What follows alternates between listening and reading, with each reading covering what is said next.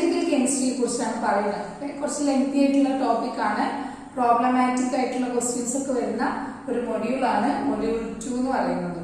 Okay, അപ്പൊ ഇതിൽ first acid base കൺസെപ്റ്റുകളാണ്. 3 ആസിഡ് ബേസ് കൺസെപ്റ്റുകളാണ് നമുക്ക് പഠിക്കാനുള്ളത്. ഒന്നാമത്തത് അറീനിയസ് കൺസെപ്റ്റ്. അറീനിയസ് കൺസെപ്റ്റിൽ പറയുന്നത് എന്താണെന്ന് വെച്ചാല് acids gives H+ ion when dissolves in water. Bases gives OH- ion when dissolves in water. അതായത് വെള്ളത്തിൽ ലയിക്കുന്ന സമയത്ത് H+ അയോൺ തരുന്ന വസ്തുക്കളൊക്കെ ആസിഡ് ആണ്. അതേസമയം വെള്ളത്തിൽ ലയിക്കുമ്പോൾ OH- അയോൺ തരുന്ന വസ്തുക്കളെല്ലാം ബേസും ആണെന്നാണ് അറീനിയസിന്റെ കൺസെപ്റ്റ് പ്രകാരം ആസിഡും ബേസും. എക്സാമ്പിൾ നോക്കാം. H എന്ന് പറഞ്ഞിട്ടുള്ള ഒരു വസ്തു വെള്ളത്തിൽ ലയിക്കുന്ന സമയത്ത് H+ അയോണും A- അയോണും ആയിട്ട് മാറുന്നുണ്ടെങ്കിൽ ആ വസ്തു ആസിഡ് ആണ്. അതേസമയം ഇങ്ങനെ BOH എന്ന് പറഞ്ഞൊരു വസ്തു ജലത്തിൽ ലയിക്കുന്ന സമയത്ത് B+ എന്തായാലും കുഴപ്പമില്ല, OH- അയോൺ അങ്ങനെ OH- അയോൺ ഉണ്ടാക്കുന്നുണ്ടെങ്കിൽ അത് ബേസ് ആണ്. ഓക്കെ, ഇനി രണ്ടാമത്തെ കൺസെപ്റ്റ് ആണ് ബ്രോൺസ്റ്റൺ ലോറി കൺസെപ്റ്റ്. ബ്രോൺസ്റ്റൺ ലോറി കൺസെപ്റ്റ് പ്രകാരം ആസിഡ് എന്ന് പറഞ്ഞു കഴിഞ്ഞാല് H+ അയോൺ ഡോണർ ആണ്. എവിടെയാണെങ്കിൽ H+ അയോൺ കൊടുക്കാൻ കഴിവുള്ള ആൾക്കാരൊക്കെ എന്താണ് ആസിഡ് ആണ്. അതേസമയം ബേസ് എന്ന് പറഞ്ഞു കഴിഞ്ഞാൽ H+ അയോൺ ആക്സെപ്റ്റർ ആണ്. അതായത് H+ അയോണിനെ സ്വീകരിക്കുന്ന ആൾക്കാർ അതാണ് ബേസ്. H+ അയോൺസിനെ ഡൊണേറ്റ് ചെയ്യുന്ന ആൾക്കാർ ആസിഡുമാണ്. ഓക്കെ, അപ്പൊ ഇവിടെ നോക്കാം. HCl + H2O ഇത് രണ്ടും കൂടെ റിയാക്ട് ചെയ്തിട്ട് H3O + Cl- ആയി മാറുന്നുണ്ട്.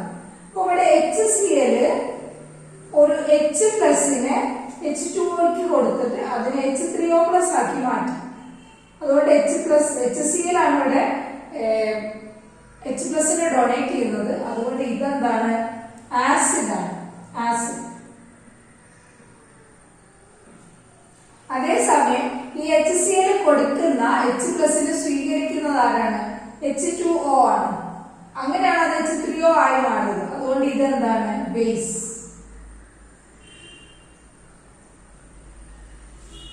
ഓക്കെ, രണ്ടാമത്തെ കേസിൽ NH3 + H2O gives NH4 + OH-. അതായത് NH3 എന്നുള്ളത് അവിടേക്ക് എത്തിയപ്പോൾ NH4+ ആയി മാറി. അതായത് NH3ക്ക് ഒരു H+ കൂടി കിട്ടി, അല്ലെങ്കിൽ NH3 ഒരു H+നെ സ്വീകരിക്കാൻ കഴിവുള്ള ആള് H+നെ സ്വീകരിക്കാൻ കഴിവുള്ള ആള് ബേസ്. ഈ NH3ക്ക് H+ കൊടുത്തത് ആരാണ്? H2O ആണ്. H2O ഒരു H+നെ കൊടുത്തിട്ട് ഇവിടെ OH- ആയി മാറിയിട്ടുണ്ട്. അതുകൊണ്ട് ഇത് H+നെ കൊടുക്കാൻ കഴിവുള്ള ആളാണ്. അതുകൊണ്ട് H2Oയെ നമ്മൾ ഇവിടെ ആസിഡ് എന്ന് വിളിക്കും. അപ്പൊ നമുക്ക് ചെറിയൊരു കൺഫ്യൂഷൻ ഉണ്ടായിട്ടുണ്ടോ? ഒന്നാമത്തെ എക്സാമ്പിളില് H2O ബേസ് ആണ്, രണ്ടാമത്തെ എക്സാമ്പിളില് H2O ആസിഡ് ആണ്. ഇങ്ങനെ ചില മെറ്റീരിയൽസ് ഉണ്ട്. അതായത് ആസിഡ് സ്വഭാവവും അതുപോലെ തന്നെ ബേസിക് സ്വഭാവം കാണിക്കുന്ന മെറ്റീരിയൽസിനെ പറയുന്ന പേരാണ് ആംഫോടെറിക് സബ്സ്റ്റൻസസ്. പലപ്പോഴായിട്ട് ചോദിക്കാറുണ്ട് ആംഫോടെറിക് സബ്സ്റ്റൻസ് എന്താണെന്ന്. Substance which shows acidic character as well as basic character. അതാണ് ആംഫോടെറിക് സബ്സ്റ്റൻസ്. അതിന് എക്സാമ്പിൾ ആണ് H2O.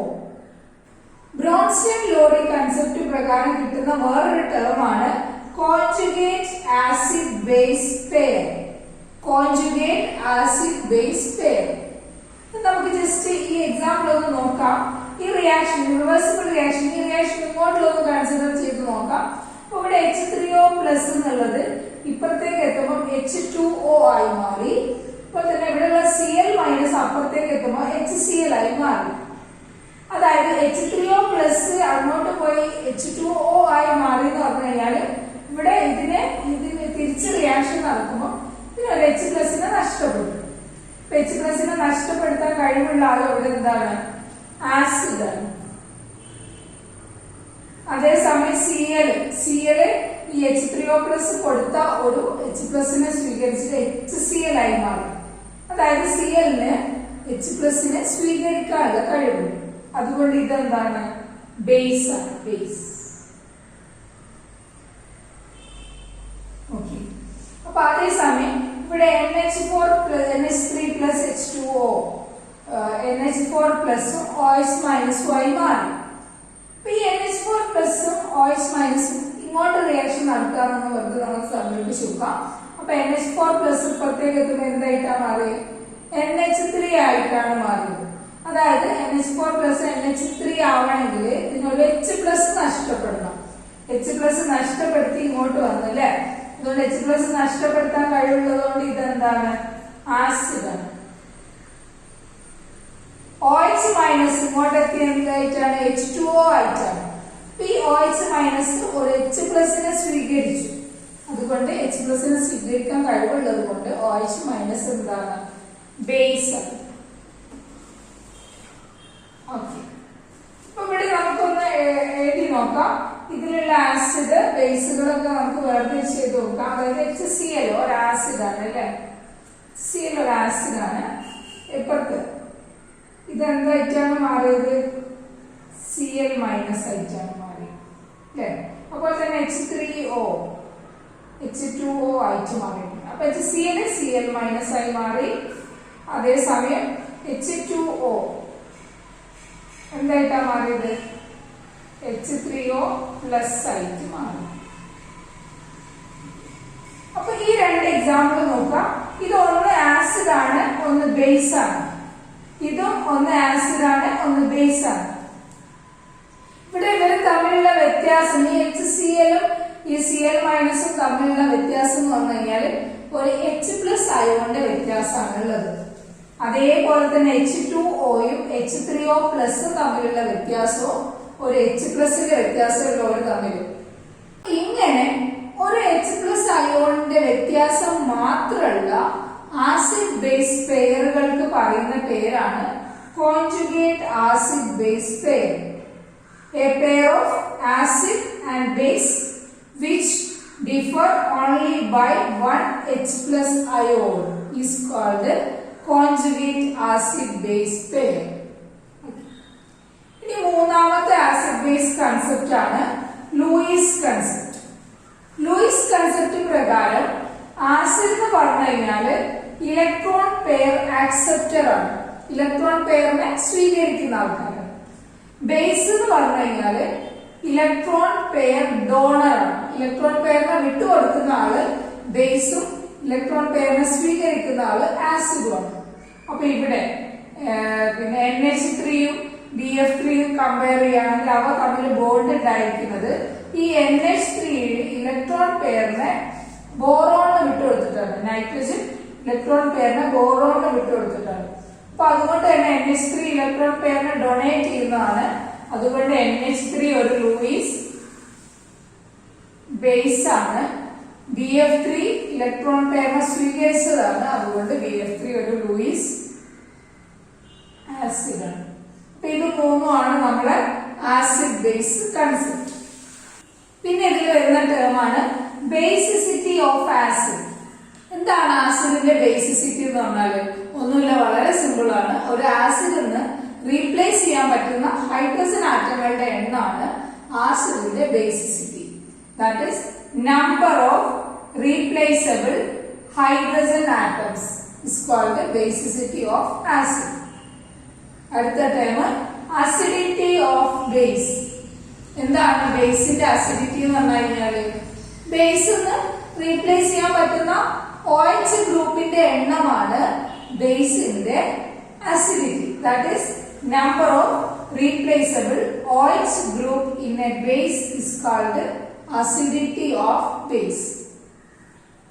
പിന്നെ ഇതിൽ നമുക്ക് പഠിക്കാനുള്ള ഒരു ടേമാണ് ഇക്വലന്റ് വെയിറ്റ് ഓഫ് ആസിഡ്. അതുപോലെ തന്നെ equivalent weight of base. Equivalent weight of acid എന്ന് പറഞ്ഞു കഴിഞ്ഞാല് molecular weight divided by basicity.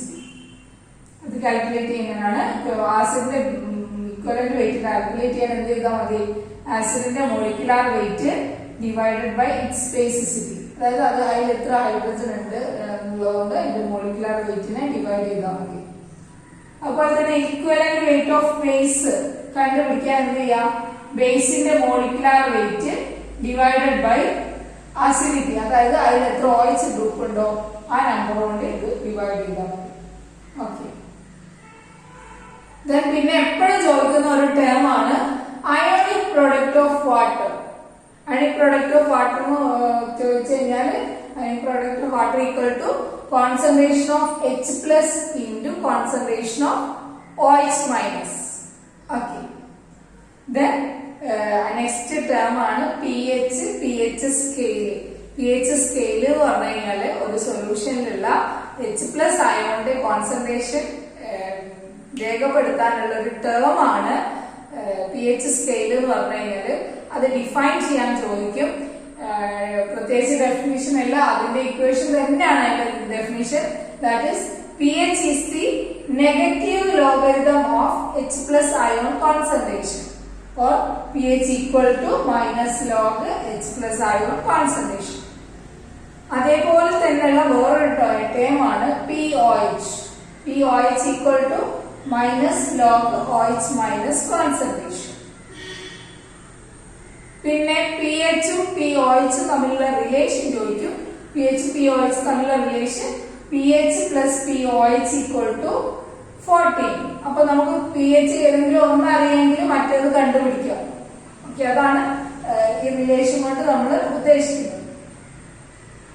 പിന്നെ pHന്റെ ആപ്ലിക്കേഷൻസ് എന്തൊക്കെയാണ്? pHന്റെ ആപ്ലിക്കേഷൻസ് എന്തൊക്കെയാണ്? To find out the nature of a medium, അല്ലെങ്കിൽ ഒരു സൊല്യൂഷൻ അസിഡിക് ആണോ, ബേസിക് ആണോ, ന്യൂട്രൽ ആണോ, എന്താണ് അതിന്റെ നേച്ചർ എന്ന് മനസ്സിലാക്കാൻ നമ്മൾ pH സ്കെയിൽ ഉപയോഗിക്കും. That is find out nature of a medium. Then രണ്ടാമത്തേത് production of portable water. Portable water നമുക്കറിയാം, കുടിക്കാൻ സേഫ് ആയിട്ടുള്ള വെള്ളമാണ് പോർട്ടബിൾ വാട്ടർ. അപ്പൊ അതിനൊരു pH റേഞ്ച് പറയുന്നുണ്ട്. അത് സെറ്റ് ചെയ്യണമെങ്കിൽ നമുക്ക് pH അറിയണം. That is this applicable production of portable water.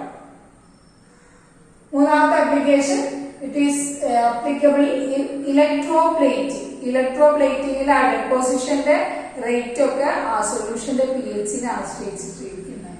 അതുകൊണ്ട് ഇലക്ട്രോപ്ലേറ്റിംഗിലും pH ആപ്ലിക്കബിൾ ആണ്.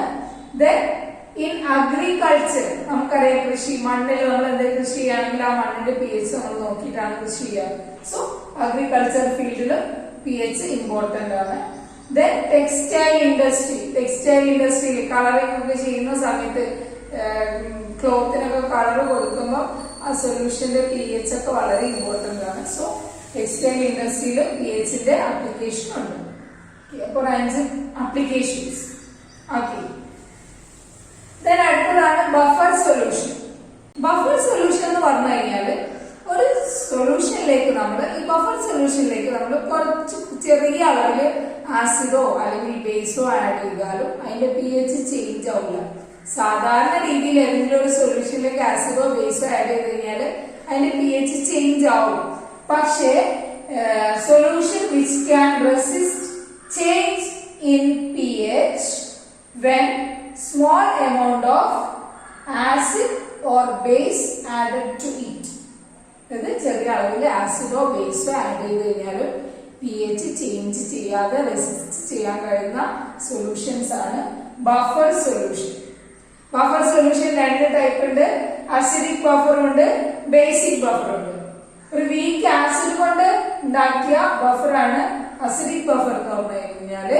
അതുപോലെ തന്നെ വീക്ക് ബേസ് കൊണ്ട് ഉണ്ടാക്കുന്ന ബഫറാണ് ബേസിക് ബഫർ. അപ്പൊ അസിഡിക് ബഫറിന് എക്സാമ്പിള് അസറ്റിക് ആസിഡ് സോഡിയം അസറ്റേറ്റും ചേർന്ന മിക്സ്ചർ ഒരു അസിഡിക് ബഫറാണ്. അതുപോലെ തന്നെ അമോണിയം ഹൈഡ്രോക്സൈഡും അമോണിയം ക്ലോറൈഡും ചേർന്ന ബഫർ ഒരു ബേസിക് ബഫറാണ്. പിന്നെ അതിൽ വരുന്നതാണ് buffer capacity. Buffer capacity is the number of moles of acid or base added to 1 liter of buffer divided by change in pH. അതായത് 1 ലിറ്റർ ആസിഡോ ബേസോ ആഡ് ചെയ്യുമ്പോൾ ആ സൊല്യൂഷന്റെ pH എത്രത്തോളം ചേഞ്ച് വരുന്നോ അതാണ് അതിന്റെ ബഫർ കപ്പാസിറ്റി. ചില സൊല്യൂഷനിലേക്ക് ആസിഡ് കുറെ ആഡ് ചെയ്താലും ചിലപ്പോൾ പി എച്ചിൽ വലിയ ചേഞ്ച് ഒന്നും ഉണ്ടാവില്ല. അപ്പൊ അതിന് ബഫർ കപ്പാസിറ്റി കൂടുതലാണ്. ചില ബഫറിലേക്ക് വളരെ കുറവ് ആസിഡ് ആഡ് ചെയ്യുമ്പോൾ തന്നെ അതിന്റെ പി എച്ച് ചേഞ്ച് ആവുമെങ്കിൽ അതിന്റെ ബഫർ കപ്പാസിറ്റി എന്ന് പറയുന്നത് വളരെ കുറവാണ്. അപ്പൊ ഇത്രയാണ് പിന്നെ acid base concept. basicity of acid, acidity of base, equivalent weight of acid, equivalent weight of base, ionic product വളരെ ഇമ്പോർട്ടന്റ് ആണ്. 2 മാർക്കിനൊക്കെ ചോദിക്കുന്ന ഒരു സംഭവമാണിത്. ജസ്റ്റ് ഈ ഒരു ഒറ്റ ലൈൻ കൊണ്ട് നമുക്ക് 2 മാർക്ക് സ്കോർ ചെയ്യാൻ പറ്റും. പിഎച്ചിന്റെ അപ്ലിക്കേഷന് ബഫർ സൊല്യൂഷന് 2 type, acidic, basic, buffer capacity. അപ്പൊ ഇവിടെ പിഎച്ചില് ചില പ്രോബ്ലംസ് ഒക്കെ ചോദിക്കാറുണ്ട്. ആ പിഎച്ചിൽ വരുന്ന പ്രോബ്ലംസ് നമ്മൾ സെപ്പറേറ്റ് ആയിട്ട് തന്നെ ചെയ്തിട്ടുണ്ട്, ഡിസ്ക്രിപ്ഷൻ ബോക്സിൽ ഇടുന്നുണ്ട്. അപ്പൊ അതൊന്ന് എല്ലാവരും ഒന്നുകൂടെ നോക്കാം, പ്രോബ്ലം ഒക്കെ ചെയ്ത് നോക്കാം. ഓക്കെ, ഈ ചാപ്റ്ററിൽ വരുന്ന ടേംസ് ആണ് ഇനി മൊളാരിറ്റി, അതുപോലെ തന്നെ നോർമാലിറ്റി ഒക്കെ. ഒരു സൊല്യൂഷന്റെ കോൺസെൻട്രേഷൻ എക്സ്പ്രസ് ചെയ്യാനുള്ള ടേംസ് ആണ് ഈ നോർമാലിറ്റി, മൊളാരിറ്റി എന്നുള്ള ടേംസ് ഒക്കെ. അതായത് ഒരു സൊല്യൂഷന്റെ ഗാഢത അളക്കാനുള്ള ടേംസ്. ഇപ്പൊ മൊളാരിറ്റി എന്ന് പറഞ്ഞു കഴിഞ്ഞാല് number of moles of solute dissolved in 1 litre of the solution. 1 litre സൊല്യൂഷനിൽ ഡിസോൾവ് ആയിട്ടുള്ള സൊല്യൂട്ടിന്റെ എമൗണ്ടിനാണ് നമ്മൾ പറയുക മൊളാരിറ്റി. അത് മൊളാരിറ്റി കാണാനുള്ള equation m equal to number of moles of solute divided by volume of solution in liter. അങ്ങനെ നമുക്ക് പരീക്ഷയ്ക്ക് problem ചോദിക്കുമ്പോ അങ്ങനെയല്ല തരിക, വെയിറ്റ് ഒക്കെ ആയിട്ടാണ് തരിക. അപ്പൊ അങ്ങനെ തന്നു കഴിഞ്ഞാല് molarity equal to weight of solute into 1000 divided by mass of the molecular mass of the solute into volume of the solution in ml. That is m equal to W into 1000 divided by m into volume in ml. Normality എന്ന് പറഞ്ഞു കഴിഞ്ഞാല് number of gram equivalent of the solute present in 1 kilogram of the solvent. 1 kilogram solvent dissolve ആയിട്ടുള്ള സൊല്യൂട്ടിന്റെ gram equivalent എത്രയാണെന്നുള്ളതാണ് normality എന്ന് പറഞ്ഞു കഴിഞ്ഞാൽ.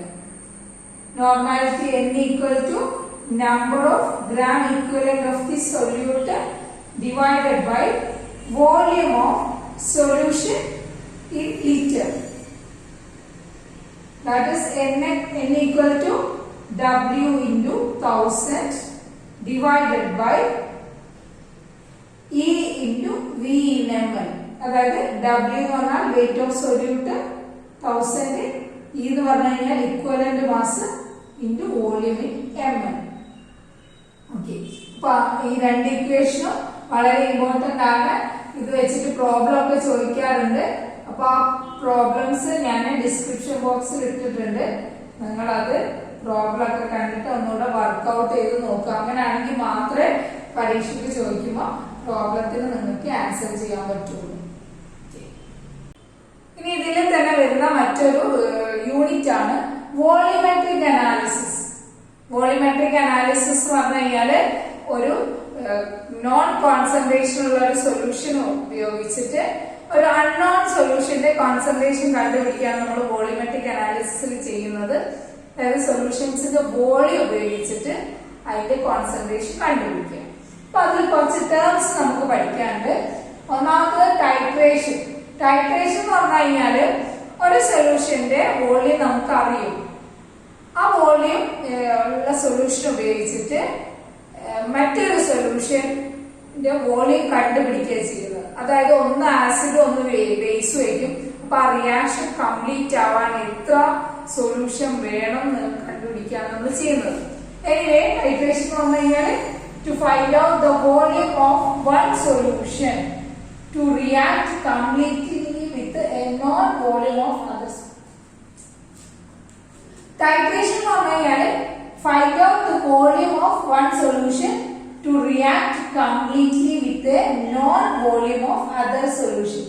അതായത് ഒരു non volume ഉള്ള ഒരു സൊല്യൂഷനുമായിട്ട് കംപ്ലീറ്റ് ആയിട്ട് റിയാക്ട് ചെയ്യാൻ മറ്റേ സൊല്യൂഷൻ എത്ര വേണമെന്ന് കണ്ടുപിടിക്കുന്ന പ്രോസസ്സാണ് ടൈട്രേഷൻ. ഓക്കെ, ദെൻ അതിൽ വരുന്ന വേറൊരു പോയിന്റ് ആണ് ഇക്വലന്റ് പോയിന്റ്. അതായത് ആ റിയാക്ഷൻ കംപ്ലീറ്റ് ആവുന്ന പോയിന്റിനാണ് നമ്മൾ ഇക്വലന്റ് പോയിന്റ് എന്ന് പറയുന്നത്. The point at which the reaction is completed during titration.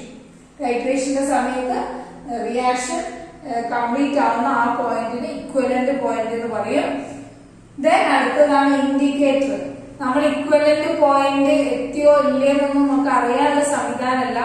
നമ്മൾ റിയാക്ഷൻ നടത്തുമ്പോൾ രണ്ട് സൊല്യൂഷൻ, ഒന്ന് ആസിഡ് ആണെങ്കിലും മറ്റൊന്ന് ബേസ് ആണെങ്കിലും രണ്ടും ഒരേപോലെ ആയിരിക്കും. പിന്നെ അത് ചേഞ്ച് ചെയ്തിട്ട് വെള്ളമായി മാറിക്കഴിഞ്ഞാലും സെയിം കളർ ആയിരിക്കും. അപ്പൊ നമുക്കത് ചേഞ്ച് ആയോ ഇല്ലേ എന്നൊക്കെ അറിയാൻ വേണ്ടി ഉപയോഗിക്കുന്ന കെമിക്കൽസ് ആണ് indicator. The chemical used to show colour change at the equivalent point. അപ്പൊ ഒരു കളർ ചേഞ്ച് ഉണ്ടാക്കാൻ വേണ്ടി നമ്മൾ ഒരു കെമിക്കൽ ആദ്യം ആഡ് ചെയ്ത് വെക്കും. ആ കെമിക്കലാണ് ഇൻഡിക്കേറ്റർ എന്ന് പറയുന്നത്. ഓക്കെ,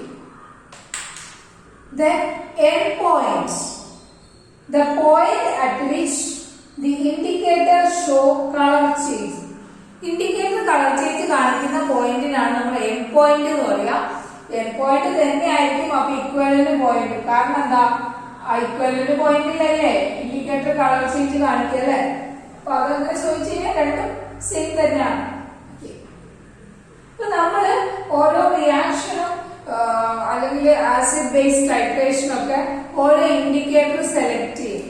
ഇപ്പൊ നമുക്ക് ഏതെങ്കിലും ഇൻഡിക്കേറ്റർ ഉപയോഗിച്ചാലും ചിലപ്പോൾ നമുക്ക് കളർ ചേഞ്ച് അറിഞ്ഞോളണമെന്നൊന്നുമില്ല. ഓരോ ടൈട്രേഷനും കടന്നു പോകുന്ന ഒരു പ്രത്യേക pH റേഞ്ച് ഉണ്ടാവും. ആ pH റേഞ്ചിൽ കളർ ചേഞ്ച് കാണിക്കുന്ന ഇൻഡിക്കേറ്റർ ഉപയോഗിച്ചിട്ടേ കാര്യമുള്ളൂ, അല്ലാത്ത ഇൻഡിക്കേറ്റർ ഉപയോഗിച്ചിട്ടൊന്നും കാര്യമില്ല. അപ്പൊ നമ്മൾ സാധാരണ ഉപയോഗിക്കുന്ന ഇൻഡിക്കേറ്റേഴ്സ് ആണ് ഫിനോഫ്തലിനും അതുപോലെ തന്നെ മീത്തൈൽ ഓറഞ്ചും. ഇപ്പൊ ഫിനോഫ്തലിൻ കളർ ചേഞ്ച് കാണിക്കുന്നത് ഒരു 8 to 10 വരെയുള്ള pH റേഞ്ചിലാണ്. ആ pH റേഞ്ച് കൂടി കടന്നു പോകുന്ന ടൈട്രേഷൻ ആണെങ്കിൽ മാത്രമേ ഫിനോഫ്തലിൻ ഉപയോഗിച്ചിട്ട് കാര്യമുള്ളൂ. അതുപോലെ തന്നെ മീത്തൈൽ ഓറഞ്ച് ഒരു 3 to 4.5 വരെയുള്ള pH റേഞ്ചിലാണ് കളർ ചേഞ്ച് കാണിക്കുക. അപ്പൊ അവിടെ മാത്രമേ മീത്തൈൽ ഓറഞ്ച് ഉപയോഗിച്ചിട്ട് കാര്യമുള്ളൂ. ഇനി അതുപോലെ തന്നെ ഓരോ ഇൻഡിക്കേറ്ററിനും ഈ ഇൻഡിക്കേറ്റേഴ്സിനൊക്കെ ആസിഡില് ഒരു കളറും ബേസിൽ വേറൊരു കളറുമാണ് ഉണ്ടാവുക. എക്സാമ്പിൾ ഫിനോഫ്തലിൻ തന്നെ ആസിഡില് കളർ ഒന്നും കാണിക്കില്ല, ബേസില് ഫിനോഫ്തലിന്റെ കളർ പിങ്ക് ആണ്, പിങ്ക്. അതുപോലെ തന്നെ മീത്തൈൽ ഓറഞ്ച് ആണെങ്കിൽ മീത്തൈൽ ഓറഞ്ചിന് ആസിഡില് ഒരു ഓറഞ്ച് റെഡ് കളറാണ്, ബേസിൽ മീത്തൈൽ ഓറഞ്ചിന് യെല്ലോ കളറാണ്. അപ്പൊ ആ കളർ ചേഞ്ച് നോക്കിയാണ് നമ്മൾ ഇത് ആസിഡിക് ആയോ ബേസിക് ആയോ എന്നൊക്കെ മനസ്സിലാക്കുന്നത്. അപ്പൊ നമ്മൾ ഓരോ ടൈട്രേഷനും ഇൻഡിക്കേറ്റർ സെലക്ട് ചെയ്യുന്നു പറഞ്ഞു. അപ്പൊ നമ്മൾ strong acid versus strong base titration ആണെങ്കിൽ ഏത് ഇൻഡിക്കേറ്റർ ഉപയോഗിക്കും? ഇപ്പൊ പരീക്ഷയ്ക്ക് ഇങ്ങനെയല്ല ചോദിക്കട്ടോ, HCl വേഴ്സസ് NaOH അല്ലെങ്കിൽ H2SO4 വേഴ്സസ് KOH. ഈ ടൈട്രേഷനിൽ നിങ്ങൾ ഏത് ഇൻഡിക്കേറ്റർ ഉപയോഗിക്കുന്നൊക്കെ എഴുതി ചോദിക്കാം. സ്ട്രോങ് ആസിഡ്സ് ഏകദേശം HCl, HNO3, H2SO4 ഇതൊക്കെയാണ് വരിക. അതുപോലെ തന്നെ സ്ട്രോങ് ബേസ് NaOH, KOH ഇതൊക്കെയാണ്. അപ്പൊ സ്ട്രോങ് ആസിഡ് രണ്ടും സ്ട്രോങ് ആണെങ്കിൽ, സ്ട്രോങ് ആസിഡും സ്ട്രോങ് ബേസും ആണെങ്കിൽ നമുക്ക് ഒന്നുകിൽ ഫിനോഫ്തലിൻ ഉപയോഗിക്കാം അല്ലെങ്കിൽ മീഥൈൽ ഓറഞ്ച് ഉപയോഗിക്കാം. ഏതും നമുക്ക് ഉപയോഗിക്കാം, നമ്മുടെ ചോയ്സ് ആണ്. ആ രണ്ട് pH റേഞ്ചിലൂടെ ഈ ഒരു ടൈട്രേഷൻ കടന്നു പോകും. ഇനി രണ്ടാമത്തത് strong acid versus weak base. അപ്പൊ സ്ട്രോങ് ആസിഡ് നമുക്ക് തരാം HCl, HNO3, H2SO4. അതുമായിട്ട് കമ്പൈൻ ചെയ്യേണ്ട വീക്ക് ബേസ് Na2CO3 K2CO3. ഇപ്പൊ ക്വസ്റ്റ്യൻ പേപ്പറിൽ ഇങ്ങനെ ഉണ്ടാവുക HCl വേഴ്സസ് Na2CO3. അത് കണ്ടു കഴിഞ്ഞാല് ആസിഡ് സ്ട്രോങ് ആണ്, ബേസ് വീക്ക് ആണ്. ആസിഡ് സ്ട്രോങ്ങും ബേസ് വീക്കും ആണെങ്കിൽ നമ്മൾ ഉപയോഗിക്കുന്ന ഇൻഡിക്കേറ്റർ മീഥൈൽ ഓറഞ്ച് ആണ്.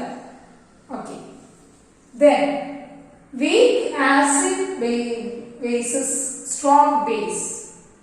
weak acid versus strong base. ഇവിടെ ബേസ് ആണ് സ്ട്രോങ്, അതായത് ബേസ് NaOH KOH ഏതെങ്കിലും ആയിരിക്കും. ആസിഡോ,